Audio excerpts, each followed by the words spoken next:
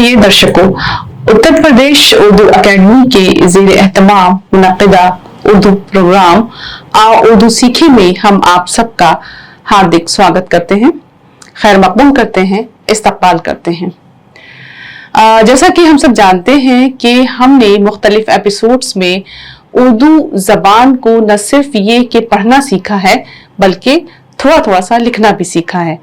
कभी कभी हम ये भी करते हैं कि मुख्तलिफ जबानों की कहानियों के जरिए से या कविताओं के जरिए से भी हम उर्दू सीखते हैं। जैसे हम लोग हिंदी कहानी के जरिए से भी बाज मर्तबा उर्दू अल्फाज सीखते हैं। तो आज की जो हमारी कहानी है वो भी है ईमानदारी सदा फलदायक। ये हमने एक हिंदी कहानी ली है जिसके जरिए से हम ये बताएंगे कि किस तरह से बहुत सारे हिंदी शब्दों को उर्दू में क्या कहते हैं और उसका सही उच्चारण क्या है, उसका सही तलफ़्फ़ुज़ क्या है, उनसे हम कैसे छोटे छोटे जुमले बना सकते हैं या फिर कुछ लाइंस भी लिखने की कोशिश कर सकते हैं। तो बहरहाल आप हमारे साथ जुड़े रहते हैं, इसका तो शुक्रिया हम अदा कभी कर ही नहीं सकते। आज का हमारा शीर्षक है ईमानदारी सदा फलदायक। ये हमारा जो शीर्षक है वो है ईमानदारी सदा फलदायक।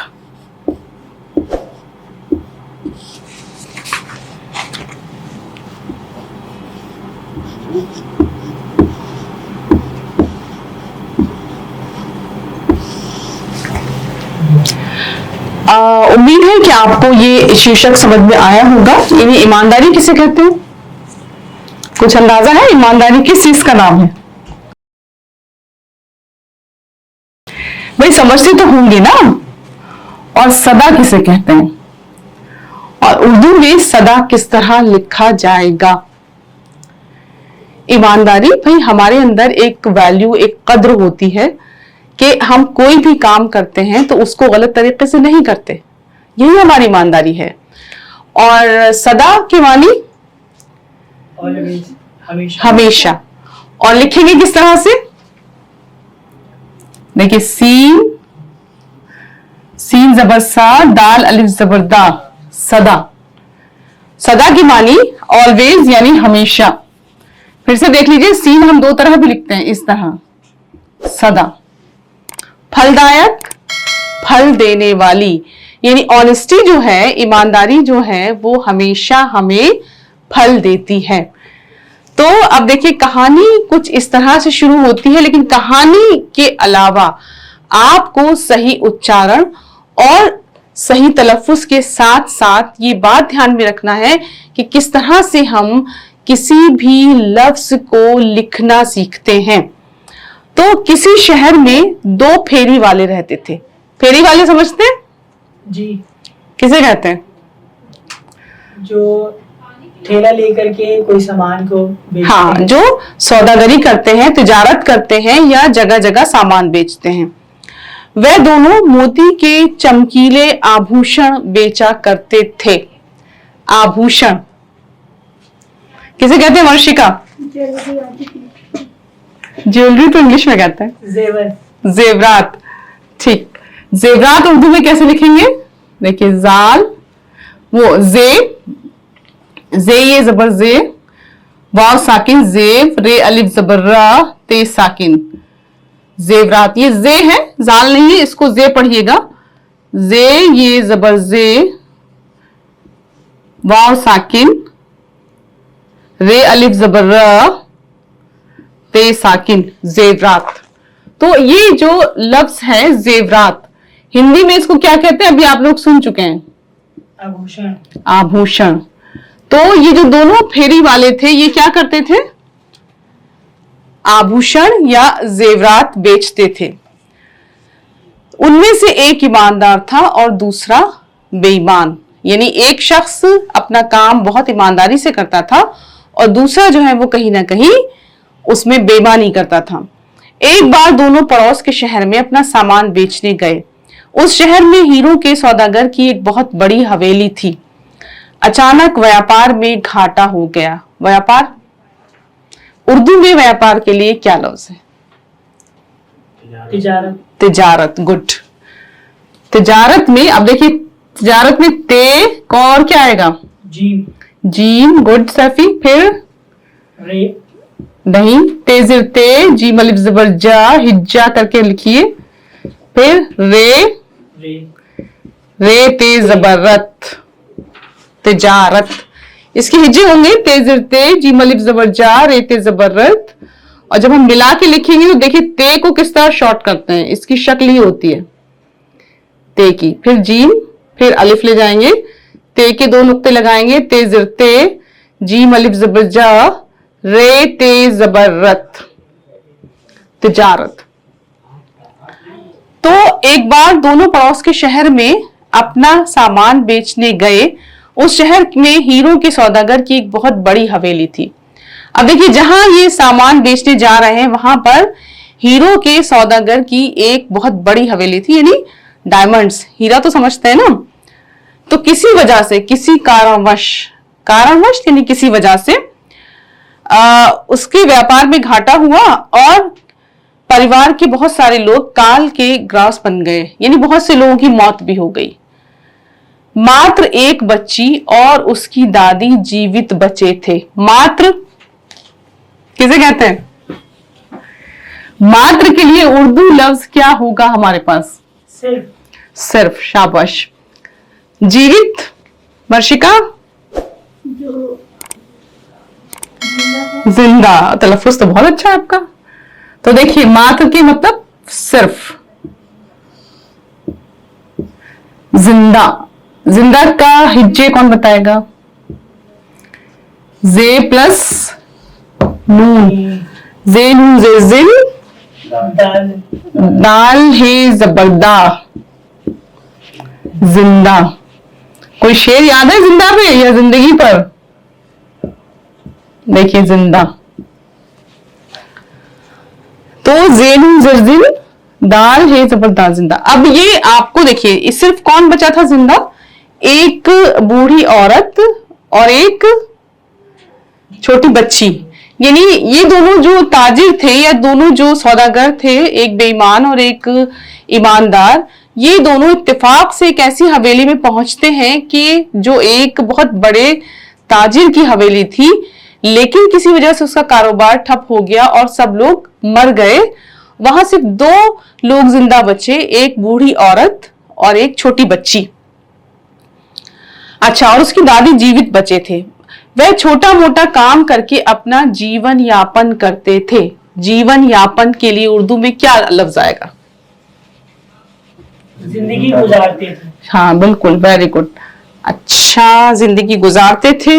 तो ये तो जुमला भी अच्छा खासा बड़ा ही हो गया ये। चलिए देखिए किस तरह लिखा जाएगा। जिंदगी गुजारते थे। इसलिए कोई शब्द या कोई भी लफ्ज ऐसा है कि जिसका उच्चारण आपका सही नहीं हो? वर्षिका, जिंदगी या जिंदगी? जिंदगी। जिंदगी। अच्छा, और अगला जो लफ्ज है वहां भी जे है, जेड की आवाज से, गुजारते। ठीक, बिल्कुल। तो अब ये हुआ कि ये लोग दोनों अपनी जिंदगी गुजारते थे। उनके घर के दरवाजे पर बेईमान फेरी वाले ने आकर आवाज दी। सबसे पहले कौन आया उनके घर पर? बेईमान फेरी वाला, यानी ताजिर जो अपना सामान बेच रहा है। मोती के आभूषण ले लो, यानी मोती के जेवरात ले लो, उसने आवाज लगाई आके। बालिका ने फेरी वाले की आवाज सुनकर मचलते हुए दादी से कहा, दादी मुझे एक आभूषण ले दो ना। बालिका, छोटी बच्ची। दादी ने उसे समझाते हुए कहा, बेटी हम लोग बहुत गरीब हैं, घर में खाने के लिए अन्न भी नहीं है। अन्न, खाना, अनाज या रोटी, ये रोटी समझ लीजिए, कुछ नहीं था खाने के लिए। तो बच्ची जो है वो फरमाइश कर रही है जेवरात खरीदने की। घर में खाने के लिए अन्न भी नहीं है, आभूषण के लिए पैसा कहां से आएगा? मैं तुम्हें आभूषण कैसे खरीद कर दूं? बालिका को अचानक एक पुराने कटोरे की याद आई। उसने उस कटोरे को दादी को दिखाते हुए कहा, दादी देखो ये पुराना कटोरा, इसे बदलकर कुछ अच्छा ले लेते हैं। ये कटोरा उसके परदादा का था जो बहुत बड़े सौदागर थे। उनकी मृत्यु के पश्चात, मृत्यु किसे कहते हैं? मौत। पश्चात पहले नहीं, बाद मौत के बाद। बाद कैसे लिखेंगे? बे नहीं, दाल एन। बाद लफ्ज होता है, असल में हलक से आवाज निकलती है एन की, बाद। तो मौत के बाद, पश्चात के मानी बाद। देखिए कैसे जोड़ेंगे। अब मैं जो आपको बताई थी कि देखिए किस तरह से जब हम ते हैं, बे हैं या और भी अल्फाबेट्स हैं, उनकी शक्लें मुख्तलिफ हरफों के साथ मिलाते हुए अलग अलग होती हैं। अब जैसे बाद में हमने ते की तरह से इसको नहीं खींचा है, जैसे अभी एक तिजारत हमने लफ्ज लिखा था, बाद में देखिए ऐसे हमने शोशा लिया, फिर बे एन जबर बा दाल, बाद। तो उसकी दादा की मौत के पश्चात, यानी परदादा की मौत के पश्चात वह कटोरा पुरानी तथा काम नहीं आने वाली चीजों के साथ पड़ा हुआ था। बहुत दिनों से यूं ही पड़ा हुआ वह काला हो गया था। वृद्धा ने उस कटोरे को लेकर उलट पलट कर देखा। वृद्धा बूढ़ी औरत। बूढ़ी औरत। अब लिखूं कैसे बूढ़ी औरत? हिज्जे कौन बताएगा? बे वाव वाव बेवापिश बूढ़े। रे कैसे बनेगी? ऐसे। रे ये जड़ी, बूढ़ी। अब देखिए मिलाएंगे कैसे इसको। बेवापिश बू, ढे ये जड़ी, बूढ़ी। इसको कई बार लिखकर देखिएगा, मुश्किल थोड़ा सा है। बूढ़ी। वृद्धा ने उस कटोरे को लेकर उलट पलट कर देखा, पर वह समझ नहीं पाई कि वह सोने का है। कुछ तो इसकी कीमत होगी ही, ऐसा सोचकर फेरी वाले को बुलाकर उसने कटोरा दिखाया। हाथ में कटोरे को लेकर उलट पलट कर वो देखने लगा। फिर उसने पीछे की तरफ सुई से खुरच कर देखा। फेरी वाला समझ गया कि ये बहुमूल्य सोने का कटोरा है। बहुमूल्य, कीमती हाँ कीमती, बिल्कुल सही। अब कीमती का जुमला ही बता दीजिए कैसे? कीमती कौन बताएगा? काफी जिरकी मीम साकिन तेजिरती, कीमती यानी बहुत, जिसके दाम बहुत ज्यादा होते हैं, बहुत आसान जबान में। कीमती का सही तलफ्फुज वर्षिका? कीमती काफ नहीं, कीमती, काफ। कीमती। कीमती, गुड। फिर से दोहराइए। कीमती नहीं, कीमती। राजेश आप बताइए। कीमती। कीमती। वर्षिका की क्लास अगली बार होगी फिर इसके लिए। काफ, कीमती। ठीक है, तो जुमला कौन बताएगा? वक्त बहुत कीमती है। अब यहाँ इन्होंने काफ क्यों बोला? वक्त जुमला बहुत अच्छा है। वक्त बहुत कीमती है। हाँ शाबाश, कीमती है, हलक से आवाज। कीमती है। वक्त बर्बाद तो नहीं करते हैं सैफी? तभी कह रहे हैं, इसीलिए। अच्छा, फेरी वाला समझ गया कि ये कीमती सोने का कटोरा है। मन ही मन उसने वृद्धा को लूटने की योजना बना डाली। योजना, योजना में उर्दू के लिए क्या लफ्ज होगा? उर्दू में योजना के लिए बल्कि तकदीर। तदबीर। ठीक, बिल्कुल। मतलब क्या हुआ इसका? अगर हम ये कहें, हाँ प्लान, उसने उस औरत को लूटने का पूरा प्लान कर लिया। उसने योजना बना ली। क्रोधित होता हुआ वह चिल्लाया। क्रोधित, गुस्सा। गुस्सा कैसे लिखूं? देखिए, गैन स्वाद, गैन स्वाद पेश गुस, स्वाद है जबर सा, गुस्सा। तलफ्फुज गुस्सा गुस्सा थोड़ी लफ्ज होता है, गुस्सा। गुस्सा, ठीक। अच्छा, उसने कहा कि ये एक पैसे का भी नहीं है, मेरे पास ये कटोरा क्यों लाए हो? ये कहता हुआ जमीन पर कटोरा फेंककर वो चला गया। उसके जाने के तुरंत बाद ही ईमानदार फेरी वाला उधर से गुजरा। घर के दरवाजे पर आकर उसने भी आवाज दी, मोतियां ले लो या मोती ले लो। बालिका ने फिर से दादी से अनुरोध किया। अनुरोध, गुजारिश। गुजारिश।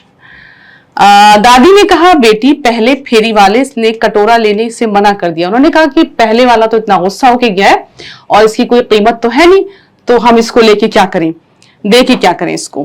बालिका ने कहा, दादी, पहले वाला व्यापारी गंदा था, शायद ये ले ले। दादी मान गई और उसे फेरी वाले को बुलाने की अनुमति दे दी। अनुमति, इजाजत। इजाजत, शाबाश, बहुत अच्छा लफ्ज बताया। फेरी वाले को वह कटोरा दिखाया। तुरंत उस कटोरे की वास्तविकता पहचान गया। अब वो जो था वास्तविकता, हकीकत। हकीकत। हकीकत लिखें कैसे? देखिए, है कौन सी वाली है? बड़ी है। काफी जिरकी, काफ ते जबर कत, है जबर हा, काफी जिरकी, काफ ते जबर कत, हकीकत। वर्षिका, हकीकत का तलफ्फुज। हकीकत। हकीकत, आपको काफ से बोलना है, ठीक है। और वृद्धा से बोला, माता जी, इस कटोरे की कीमत कई हजार रुपये है, मुझे क्षमा करें, मैं अपनी मोतियों के बदले इसे नहीं ले सकता। मेरे पूरे सामान से कहीं अधिक, अधिक ज्यादा, ठीक, शाबाश। इसकी कीमत है, इस कटोरे की कीमत, उसने कहा, जितना मेरे पास सामान है उससे ज्यादा है। वृद्धा ये सुनकर आश्चर्यचकित रह गई। आश्चर्यचकित, हैरान। हैरान, ठीक, बिल्कुल, शाबाश वर्षिका, बिल्कुल ठीक है।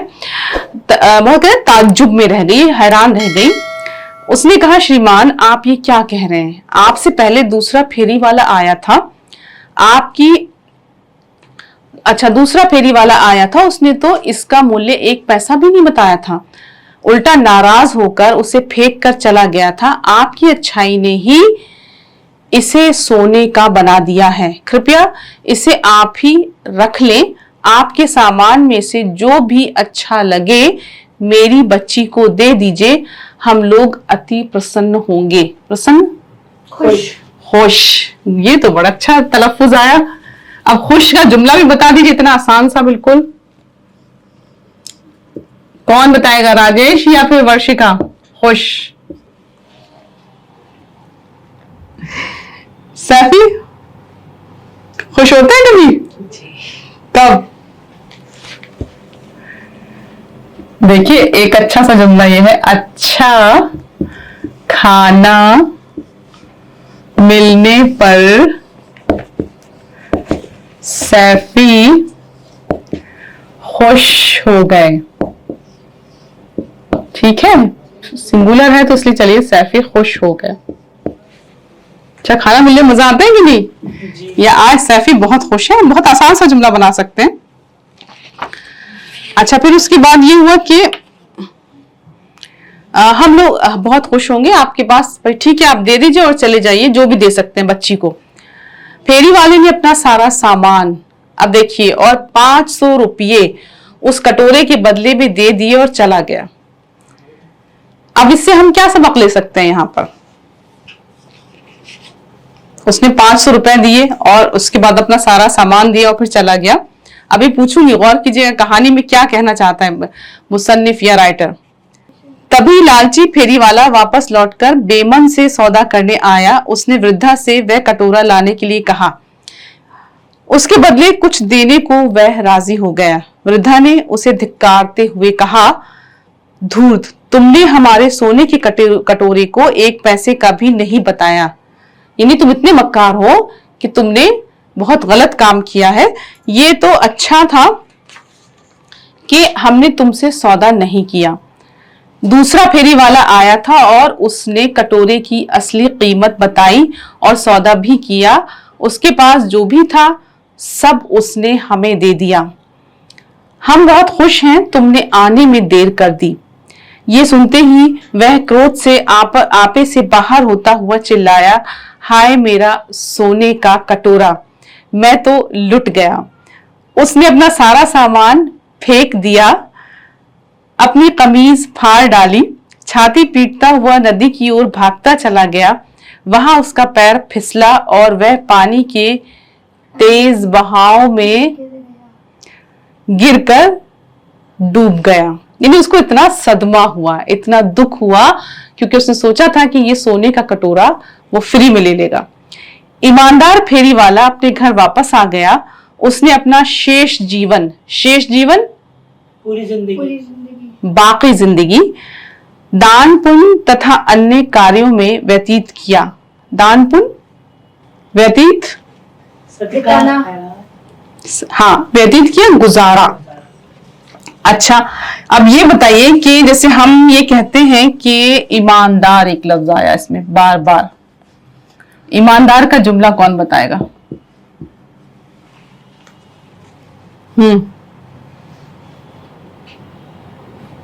वो सौदागर बहुत ईमानदार था। सौदागर बहुत ईमानदार था, या हम कह सकते हैं पहला सौदागर। नहीं, ये जुमला है, वो सिर्फ पहला सौदागर, हालांकि दूसरा ईमानदार था। पहला सौदागर बहुत ईमानदार था। तो इस कहानी से आपने जब कुछ लफ्ज भी लिखने सीखे हैं, फिर इसके अलावा जो है आपने जो है बहुत सारी चीजें भी सीखी हैं, तो सबक क्या सीखा उर्दू सीखने के अलावा? सबक यही सीखा कि हमें हमेशा ईमानदार होना चाहिए अपने काम को लेकर, क्योंकि ईमानदारी का हमेशा एक अच्छा फल मिलता है। बिल्कुल, शाबाश, बहुत अच्छा। यानी ईमानदारी का एक इनाम आपको जरूर मिलता है। तो देखिए कि भाषा जो है वो कोई भी हो, वो न सिर्फ ये कि हमें बहुत कीमती चीजें सिखाती है, हमें अच्छी वैल्यूज सिखाती है, और भाषा के जरिए से हम अपने ख्यालात का इजहार भी करते हैं। हम जो सोचते हैं वो जाहिर सी बात है अल्फाज के जरिए या शब्दों के जरिए से ही कहते हैं। तो उत्तर प्रदेश उर्दू अकेडमी का मकसद भी यही है कि आप न सिर्फ ये कि उर्दू जबान सीखें, बल्कि उर्दू जबान के जरिए से और जबानों के शब्द भी सीखें, जिससे आपकी वोकैबुलरी बहुत ज्यादा हो जाए और अब जब आप कहीं भी जाएं तो बहुत आराम से गुफ्तगू कर सकें, अपने ख्यालात का इजहार कर सकें। और अगर आप उर्दू जबान बोलते हैं और आपका तलफ़ुज़ या उच्चारण बिल्कुल सही है, तो लोग आपसे हमेशा आपको बोलते हुए भी सुनना चाहेंगे, आपको लिखते हुए भी देखना चाहेंगे, और ये कहेंगे कि देखो फला शख्स है या फला तालिब इल्म है, उसे कितनी अच्छी जबान आती है। तो बहरहाल मश्क जारी रखिए, क्योंकि जब तक प्रैक्टिस या मश्क जारी है आप उर्दू जबान को बेहतर से बेहतर तरीके पर सीख सकते हैं। हम सब के साथ जुड़े रहने के लिए आपका दिल से बहुत बहुत शुक्रिया।